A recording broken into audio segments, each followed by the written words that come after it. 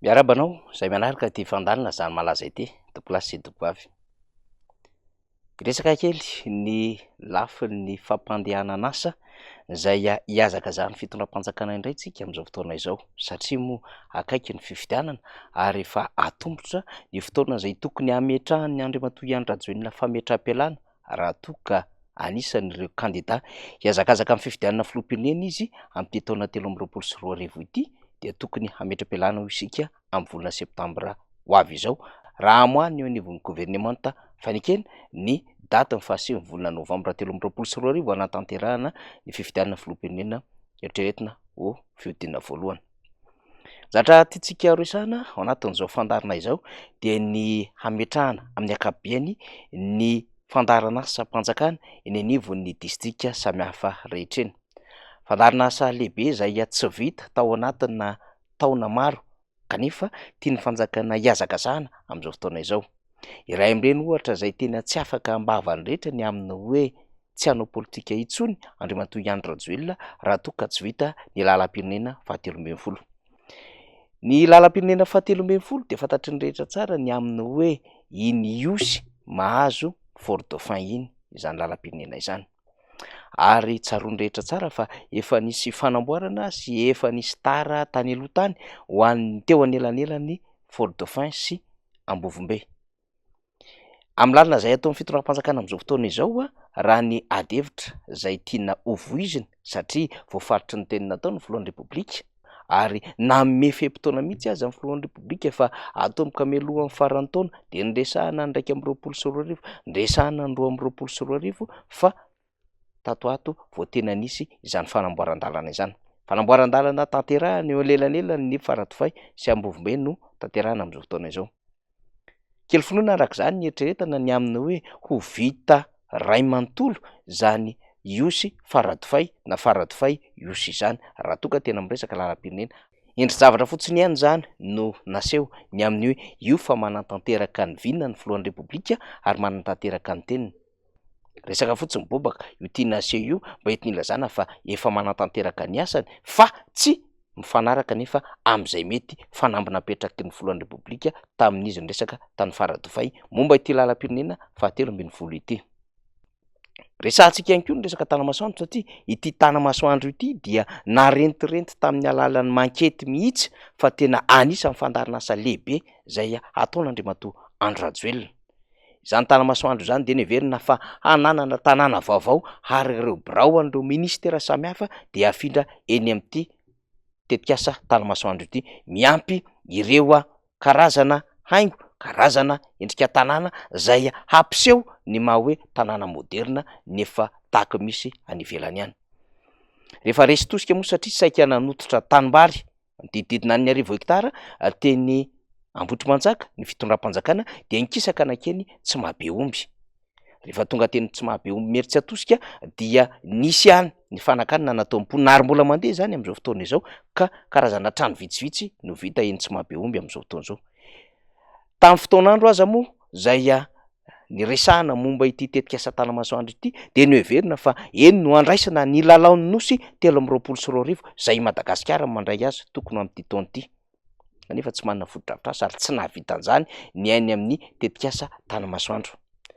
Tsy nahavita birao-panjakana ihany koa fa trano kely vitsivitsy no vita eny izay ny heverina fa hanaovana fisarihana ao an'ireo olona izay liana hipetraka amin'izany toeran'izany.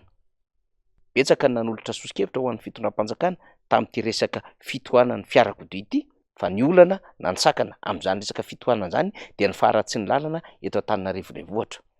Teleferika ny tiantsika resahana amin'izany. Nanao fanampy mihitsy ny fitondram-panjakana fa tena havita zavatra lehibe amin'ity teleferika ity kanefa mbola mihazohazo raha ny zava-misy eo anosy tsy lavitra ny Carleton eo ilay fametrahana andry lehibe izay hanaovana izany fitariham-by izany dia miodikodina fizahana ireo toerana hametrahana an'izany andry na poto izany ireo eo anivon'ny sekretera-panjakana miadidy ny trano fonena sy ny tanàna vaovao ary mijery ny hametrahana ny gara samihafa andehanana izany teleferika izany. Ny autoroute no hitondrantsika ny fanamariana ihany koa ny amin'ny hoe mametraka karazana santionana asa fotsiny le fitondram-panjakana, santionana asa ahafahana mamoaka vola ao anatin'ny kitapom-bolam-panjakana fa tsy mitondra ninina sy tsy lasa makaiza izany. de nambara tamin'izany fotoan'andro izany fa sambany Madagasikara no hanao izany, na de efa tetikasa ny fitondrana nanomboka tamin'Andriamatoa Deratsiraka, Andriamatoa Marc Ravalomanana, Andriamatoa Rajaonary Mampianina aza izany lalambe mikodana Tananarivo Toamasina izany, saingy misy fepetra maro samihafa ny am'ireo hoe iza ny orinasa na firenena iara-iasa Madagasikara ary manam-bola ahafahana miantoka zay anjara volany am'izany ve i Madagasikara. De niverina mihitsy fa ahavita 80 kilometatra hatramin'ny farany taona izany lalambe mikodana izany, kanefa isika mahita am'izao fotoana izao mbola terrassement, mbola fanotofana tany amin'ny aheverina fa lalana andehanan'izany lalambe mikodana izany no atao am'izao fotoana izao. Azo tsidihana ary tsy lavitra zany toerana zay heverina fa anaovana lalambe mikodana izany, ahitany rehetra ny amin'ny hoe mbola mihazoazo eo ity tetikasa lalambe mikodana ity. Ohatra fotsiny ireo entintsika ireo ny amin'ny hoe haingo-tsary fametrahana vato fototra, ary tahaka izany ny zava-misy tany efa ao. Ahoana no ahavitana pipeline na fitarihana fantsona lehibe hitari-drano amina kilometatra maro be ka ao anatin'izao vanim-potoana efa rano mandahan'Andriamatoa Andry Rajoelina zao. Nofinofy izany ary mahavariana azy aza dia tsy tany efa ao nanomboana azy fa tany Ambovombe no nsotominy. Betsaka no hitondra fanazavana raha ity resaka fitarihan-drano any efa ao ity, fa samy nanamarika ny rehetra ny amin'ny hoe misy antony eo amin'ny lafin'ny teknika ny fomba fanombohana ny asa, ary tsy resaka siny be an-drano fa resaka fomba fametrahana milina lehibe hitari-drano aloha no zavatra tokony hodinihan'ny fitondram-panjakana, ary ny fomba hitarihana izany amin'ny alalan'ny fantsona zay tokony hahazaka ny pression na nitosika izany rano izany. Anay izany na tsy izany mbola mametraka fanontaniana ary mametraka ihany koa ny tsy fahafaliany ny ponina tsy lavitra ny faritra efa ao zay angalana ny fitarihan-drano. De mbola tahaka ny lainy resahantsika ihany ny amin'ny hoe mampiseho fotsiny vato fototra ilay fitondram-panjakana, fa raha ny fitohizana asa ary ny fanantenana ny havitan'ny asa dia tsisy sady tsy ho tanteraka fanofy izany rehetrarehetra izany. Zany hoe tetikasa natao haseho fotsiny ihany ny amin'ny hoe efa nametraka vato fototra zay, efa nanomboka zay, fa raha amin'ny tena fahavitan'ny asa amin'ny atsakany sy andavany zato isan-jato de lavitry ny afony kitay.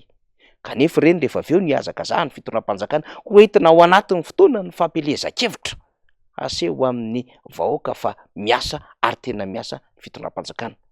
Ankoatran'izay nefa mbola fantatsika fa tsy nahavita ny lalana voarapida miainga ny Meritsi atosika makaty Andotam-penaka ny fitondram-panjakana, tsy nahavita n'ilay flyover, tsy nahavita nametraka an'ilay orinasa mpanamboatra panneau solaire, ary tsy nahavita nametraka parc solaire manerina Madagasikara, tsy nahavita name fanambo ampitandro filaminana amin'ireo fitaovana toy ny 4x4 drone, piosina omby sy ny sisa sy ny sisa.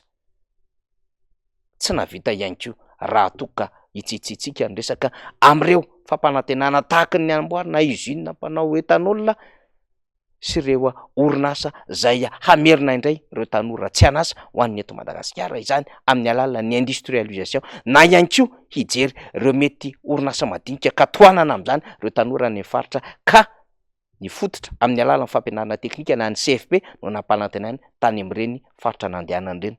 Tsy nahavita nanao fikojakojana ny lalam-pirenena rehetra, ary tsy nahavita ihany koa nanamboatra lalana vaovao na construction na route vaovao ho an'ny eto Madagasikara.